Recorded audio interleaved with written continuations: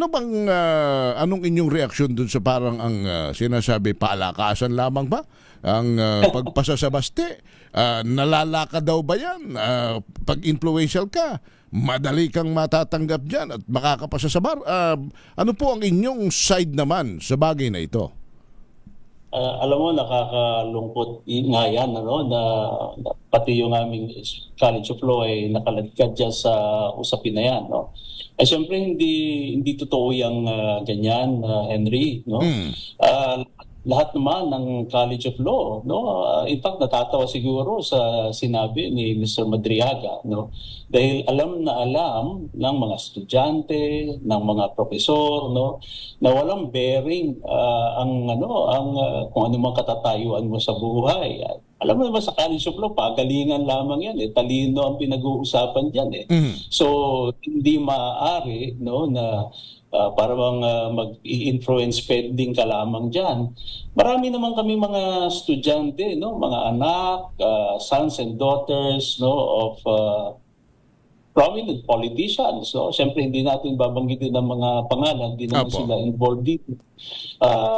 At pagdating nila sa College of Law, no, ay mga ordinaryong law students lamang sila. Just like everybody else.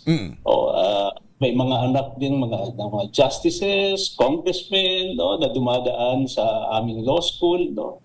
Walang special treatment na binibigay. Parang all is fair. No? And that's why I felt really bad, no, on behalf of the faculty of San Sebastian College of Law. Then and now. No, kasi itong usapin natin ito, 2005 I suppose, no, yung nangyari. Bagamat hindi pa ako ang dekano nung panahon na yon, ako'y miyembro ng faculty, no. Kilala ko siyempre ang mga personalidad, no, na sinasabi. I think pwede kong banggitin, no, si Attorney Ryan Kilala, matagal ko lang kasama sa faculty, no. And for a time, tama, no, nag-serve siya as associate dean, no, ng College of Law. Imposible, Henry, no, na magkakaroon ng mga ganyang yung sinabi ni Mr. Madriaga na ikaw ay makakalusot sa College of Law dahil lamang sa iyong koneksyon o sa iyong apelyido o kung sino ang magulang mo. Walang gano'n, Henry.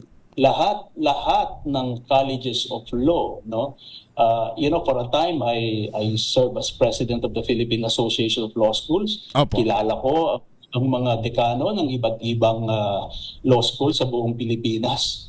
Palagi ko lahat sila ay naiinsulto, no, na sasabihin na pwede palang magkaroon ng ganyang kalakaran sa College of Law, whether in San Sebastian or any law school for that matter.